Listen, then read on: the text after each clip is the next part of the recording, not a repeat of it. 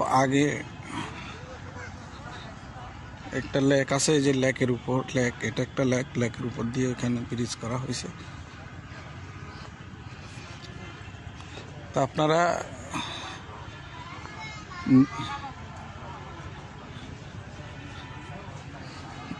এখন একটু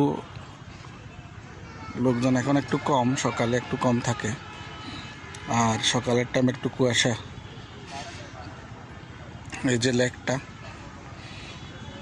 দেখেন লেকের উপরে ব্রিজ, আর যে বোর্ডটাতে সব বর্ণনা দেয়া আছে। এখানে আমাদের শহীদদের স্মরণে এটা নির্মাণ করা হয়েছিল, কখন কিভাবে